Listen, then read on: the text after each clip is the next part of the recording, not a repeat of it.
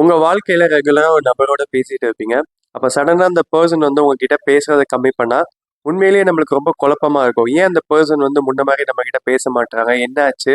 என்ன காரணம்? ஏன் காரணமே இல்லாம இப்படி இருக்காங்கன்னு கூட தோணும். பட் உண்மை என்னன்னு கேட்டீங்கன்னா, அவங்க அப்படி இருக்கிறதுக்கும் ஒரு காரணம் இருக்கும். சில பேர் அந்த காரணத்த சொல்லுவாங்க. சில பேர் அந்த காரணத்த சொல்லாம இருப்பாங்க. இந்த சொல்றவங்க கூட பார்த்தீங்கன்னா, ஒரு விதத்துல நம்மளுக்கு நல்லது தான் நெனைக்கிறாங்க. ஏன் சொல்றேன் அப்படின்னா, இப்போ எனக்கு உன் மேல முன்ன மாரி இன்ட்ரெஸ்ட் இல்ல. எனக்கு உன் கூட முன்ன மாரி பேச முடியல அப்படின்னு சொல்லும்போது, அந்த வார்த்தைகள் வந்து அந்த நேரத்துல நம்மளுக்கு ரொம்ப கஷ்டமா இருக்கும். ச்சே! இவங்க போய் இப்படி சொல்லிட்டாங்களே! இப்ப என்ன பண்றது அப்படின்னு. பட் நீங்க அந்த பீரியட மட்டும் கோ த்ரூ பண்ணி வந்துட்டீங்க அப்படின்னா, உங்களால லைஃப்ல வந்து அடுத்து ஒரு கிளியரான டிசிஷனாவது எடுக்க முடியும். பட் சில பேர் இருப்பாங்க. அவங்க என்ன ஏதுன்னு சொல்ல மாட்டாங்க. லைஃப் அப்டேட் மட்டும் நம்மளது அப்பப்போ வந்து கேட்டுப்பாங்க. நம்மளும் வந்து இவங்க கிட்ட இருந்து எப்ப கால் வரும்? எப்ப மெசேஜ் வரும்? அவங்கள எப்ப மறுபடியும் பார்ப்போம்? இவங்க என்னைக்காவது ஒரு நாள் பழைய மாதிரி நம்ம கிட்ட பேசுவாங்கன்ற ஒரு நம்பிக்கையில ஒரு 6 மாசம், 1 வருஷம் இப்படிலாம் கூட அந்த பீரியட வந்து நம்ம அவங்களோட அப்படியே பண்ணிட்டே இருப்போம். அவங்களும் பார்த்தீங்கன்னா, ஒரு ஃபால்ஸா ஒரு ஹோப் குடுத்துட்டே இருப்பாங்க. அப்பப்ப வந்து எப்படி இருக்கேன்? அவங்களுக்கு தேவைன்னா பேசுவாங்க. தேவையில்லைன்னா பேசாம கூட இருப்பாங்க. நம்மளுக்கு ஏன் இந்த மைண்ட் செட் வரமாட்டுதுன்னு பார்ப்போம். இப்போ அவங்க வந்து பேசலைன்னா பேசாம இருக்காங்கல்ல. நம்மளால ஏன் அப்படி இருக்க முடியல? நம்மளோட கோர் வேல்யூஸ், நம்மளோட டிக்னிட்டி எல்லாத்தையும் அந்த பெர்சன் கிட்ட மட்டும் ஏன் நம்ம லூஸ் பண்ணிட்டு போய் பேசுறோம்? அப்படின்றத நீங்க ஃபர்ஸ்ட் யோசிக்கணும். அதுக்கு நெறைய காரணம் இருக்கும். நீங்களே அனலைஸ் பண்ணி பார்க்கணும். மேஜரா என்ன காரணம் இருக்குன்னு என்னோட ஒரு பெர்ஸ்பெக்டிவ்ல சொல்றேன். நீங்க எங்கேயாவது லைஃப்ல வந்து ஒரு டஃபஸ்ட் ஃபேஸ்ல இருக்கும்போது உங்களுக்கு அவங்க சப்போர்ட்டிவா வந்து நின்றுருக்கலாம். இல்ல லைஃப்ல வந்து ஃபர்ஸ்ட்டா ஒரு காதல் அனுபவமே இல்லைன்னா, அந்த பெர்சன் மூலியமா உங்களுக்கு அந்த அனுபவம் கிடைச்சிருக்கலாம். கேர் பண்றது, அன்பா பேசுறது. அந்த ஃபர்ஸ்ட் லவ்ன்றதுனால ஈஸியா எல்லாருனாலயும் வெளிய வர முடியாது.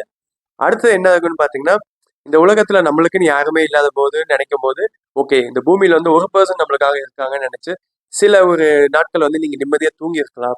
ஸோ இது மாரி நெறைய காரணம் சொல்லிட்டே போகலாம். இத வந்து டக்குன்னு மறந்துட்டு வெளிய வா அப்படின்றது வந்து ரொம்பவே கஷ்டமான காரியம் தான். அது நானும் இல்லன்னு சொல்லல. இத வந்து ஒரு ஜென் கதையில இருந்து நம்ம பார்ப்போம். ஒரு ஊர்ல வந்து ஒரு புத்தர் இருக்காரு. ஒரு பெண்மணி வந்து அந்த புத்தர பார்க்க வராங்க. அந்த பெண்மணி பார்த்தாலே தெரியுது அவங்க ரொம்ப ஒரு கஷ்டத்தோட வராங்கன்னு. புத்தர் என்னம்மான்னு கேட்கிறாரு. அதுக்கு அந்த பெண்மணி சொல்றாங்க, இது மாரி என்னோட வாழ்க்கையில ஒரு பெர்சன நான் விரும்பிட்டு இருந்தேன். அவங்க என்னோட வாழ்க்கையில விட்டு இப்ப போயிட்டாங்க. அவங்க நினைவுகள் மட்டும் என் கூட இருக்கு. அது எனக்கு ரொம்ப வேதனைய தருது அப்படின்னு அந்த பெண்மணி சொல்றாங்க. அதுக்கு புத்தர் வந்து என்ன பண்றாரு, ஒரு ஆசிரம பக்கத்துல இருக்க ஒரு ஆத்துக்கு கூட்டிட்டு போயிட்டு, இந்த ஆத்துல தண்ணி போறது உனக்கு தெரியுதான்னு கேட்கிறாரு. அந்த பெண்மணியும் தெரியுதுன்னு சொல்றாங்க. இப்ப இந்த ஆத்துல போற தண்ணிய நான் இப்படி தேக்கி வச்சா என்ன ஆகும்னு கேட்கிறாங்க. அதுக்கு இந்த பெண்மணி வந்து இது குளமா மாறும் அப்படின்றாங்க. அதுக்கு புத்தர் மறுபடியும் கேட்கிறாரு, இந்த ஆத்துல போற தண்ணி சுத்தமா இருக்குமா? இல்ல குளத்துல இருக்க தண்ணி சுத்தமா இருக்குமான்னு? அவங்க சொல்றாங்க, ஆத்துல போய்க்கிட்டு இருக்க தண்ணி தான் சுத்தமா இருக்கும். குளத்துல இருக்கு அப்படின்னா ஒரு நாளடைவுல அது வந்து மாசுபடுறதுக்கு வாய்ப்பு இருக்கு அப்படின்றாங்க. அதுக்கு புத்தர் சொல்றாரு, நீ கேட்ட கேள்விக்கும் இதான் பதில். நீ வந்து உன்னோட பாஸ்ட் மெமரிஸ் அந்த கஷ்ட நினைவுகள்லாம் நீ வந்து ஒரு இதுல போக விடணும். நீ தேக்கி வைக்கும்போது உனக்குள்ள ஒரு நெகட்டிவ் இது ஃபார்ம் ஆகும் அப்படின்றாங்க. அந்த பெண்மணிக்கு அதெல்லாம் புரியுது. பட் இருந்தாலுமே வந்து அந்த நினைவுகளை எப்படி போக வைக்கிறதுன்னு அவங்களுக்கு தெரியல. அதுக்கு புத்தர் சொல்றாரு, ஃபர்ஸ்ட் அந்த பெர்சன் உன்னோட லைஃப்ல இல்ல நீ அக்செப்ட் பண்ண கத்துக்கோ. அவங்க திருப்பி வந்துருவாங்க, இல்ல திருப்பி வருவாங்க, நம்ம ஏத்துப்போம் அப்படின்ற ஒரு நினைப்புல நீ இருக்காத. அவங்க போயிட்டாங்கன்றத ஃபர்ஸ்ட் நீ அக்செப்ட் பண்ணிக்கோ. செகண்ட் அந்த பெர்சனை மன்னிச்சு விட்டுரு அப்படின்றாங்க. எனக்கு இந்த மன்னிச்சு விட்டுருன்ற வார்த்தை தான் ரொம்பவே பிடிச்சது. ஏன் சொல்றேன் அப்படின்னா, இப்போ நீங்க ஒரு பெர்சனை விரும்பியிருப்பீங்க. ஆனா நீங்க உண்மையா தான் இருந்திருப்பீங்க. பதிலுக்கு அவங்க வேணா உண்மையா இல்லாம இருக்கலாம். அவங்க உண்மையா இல்லாதனால நம்ம வந்து இவ்வளவு நாள் அவங்களுக்கு நல்லது நினைச்ச நம்ம, அவங்க இல்ல நமக்கான பெர்சன் இல்லைன்னு நினைக்கும் போது, அவங்க வாழ்க்கையில கஷ்டப்படணுமோ, இல்ல நம்மளுக்கு அவங்க மேல ஒரு கோவம் வரதோ, இதெல்லாம் வந்து எப்படி சொல்றது? நம்ம மனித தன்மையை நம்மளே இழந்துட்டு வர மாதிரி. ஆப்வியஸா அவங்க நம்மள ஏமாத்திருக்காங்க தான். நான் அதுல எந்த இதுவும் இல்லைன்னு சொல்லல. பட் யாருக்கெல்லாம் வந்து இந்த கடவுள் நம்பிக்கை இல்லைன்னா கூட இந்த யூனிவர்சல் மேல ஒரு நம்பிக்கை இருக்கும். நம்ம என்ன பண்றோமோ அதான் நம்மளுக்கும் திருப்பி நடக்கும். ஸோ நீங்க ஏமாத்தி இருக்கீங்க அப்படின்னா கண்டிப்பா உங்களையும் யாராவது ஏமாத்த தான் போறாங்க. அதுல எந்த மாற்று கருத்தும் இல்லை. அதுக்கு நம்மளும் ரெடி ஆயிக்கணும். பட் இருந்தாலும் என்ன சொல்றேன் அப்படின்னா இப்ப பாத்தீங்கன்னா நிறைய பேர் வந்து இந்த பழி வாங்குறது, பொண்ணு வந்து பையனை பழி வாங்குறது, இல்ல பையன் வந்து பொண்ணை பழி வாங்குறது, அதெல்லாம் ஆக்சுவலா தேவையே இல்லை. நீங்க அவங்கவுங்க அங்கேயே விட்டுட்டு வந்துட்டீங்கனாலே போதும். உங்க மனசுல இருந்து பாதி பாரம் போன மாதிரி. நீங்க ஒரு ஸ்மார்ட்டான பர்சனா இருக்கீங்க அப்படின்னா இப்ப இருக்க காலகட்டத்துல அந்த பர்சனை வந்து எங்கெல்லாம் அவாய்ட் பண்ணுமோ பண்ணுவோம். அது வாட்ஸ்அப்போ, இன்ஸ்டாவோ, ஃபேஸ்புக்கோ, இல்ல அவங்க நேர்ல பார்த்தா கூட இக்னோர் பண்ணிட்டு போவோம். பட் இதுவே நீங்க ஒரு ஸ்ட்ராங்கான பர்சனா இருந்தீங்க அப்படின்னா அந்த சுச்சுவேஷனையும் நீங்க அக்செப்ட் பண்ணுவீங்க. ரெண்டாவது அந்த பர்சனையும் மன்னிச்சு விட்டுருங்க. நீங்க எப்போ மன்னிச்சு விடுறீங்களோ அப்பவே வந்து அவங்கள உங்க மனசுல இருந்து பாதி வெளியே எடுத்துட்டீங்கன்னு அர்த்தம். நீங்க அவங்க இப்படி பண்ணிட்டாங்களே, நீங்க எல்லார்கிட்டயும் நல்லா பேசிட்டு அந்த ஒரு பர்சனை மட்டும் தனியா ட்ரீட் பண்றீங்க அப்படின்னா இன்னும் அந்த பர்சனை நீங்க அதே நினைப்போட தான் வச்சிருக்கீங்கன்னு அர்த்தம். நீங்களும் எல்லாருமே அந்த பர்சன் சகஜமா நார்மலா பேசிட்டு போங்களேன். அந்த பர்சனே வந்து கன்ஃபியூஷன் ஆவாங்க. எதுக்கு இவங்க நம்ம இவ்வளவு பண்ணியிருக்கோம், இவங்க அதை பத்தி ஒரு ரியாக்டே பண்ண மாட்டாங்க அப்படின்னு. பிகாஸ் அதான் வாழ்க்கை. அதாவது இந்த குற்ற உணர்ச்சி அவங்களுக்கு ரொம்ப லேட்டா தான் வரும். இப்படி ஒரு பர்சனை வந்து நம்ம ஏமாத்திட்டோமே, இப்படி ஒரு பர்சனுக்கு வந்து நம்ம இப்படி கஷ்டத்தை கொடுத்துட்டோமேன்றது இந்த குற்ற உணர்ச்சி கூட பாத்தீங்கன்னா ஒரு பீரியட்ல வந்து அவங்களுக்கு ரொம்ப லேட்டரா தான் வரும். அது அவங்களுக்கு வரதோ வரலையோ அது ரெண்டாவது. நம்ம வந்து அவங்களை மன்னிச்சு விட்டுறது இன்னும் நல்லது. இதை வந்து தமிழ் எழுத்தாளர் ஜெயகாந்தன் கிட்ட போய் ஒருத்தவங்க கேட்பாங்க. அதாவது கர்நாடகாக்காக நமக்கு தண்ணி தர மாட்டான், கேரளால கேரளா கூட சண்டை, ஆந்திரா கூட சண்டை, நீங்க மட்டும் இந்த குளோபலைசேஷன் எல்லாரோடையும் சகோதரத்துவத்தோட பழகணும், இதெல்லாம் எப்படி சொல்றீங்க அப்படின்னு கேட்பாங்க. அதுவும் இல்லாம கர்நாடகாவில் தமிழ் படிக்க கூடாதுன்னு வேற சொல்றான் அப்படின்னு சொல்லுவாங்க. அதுக்கு ஜெயகாந்தன் சொல்லுவாரு, அவன் அப்படி தமிழ் படிக்க வேணாம்னு சொன்னா நீ தமிழ்நாட்டை கன்னடம் படின்னு சொல்லு. அவனுக்கு எதார்த்தம்னா என்ன நீ சொல்லி கொடு, தாராளம்னா என்ன நீ சொல்லி கொடு. அவனுக்கு அதெல்லாம் தெரியல, அதனால தான் அவன் அப்படி இருக்கான். அவன் பண்றான்னு நீ அது மாதிரி பண்ணனா உனக்கும் அவனுக்கு என்ன வித்தியாசம் அப்படின்னு கேட்பாரு.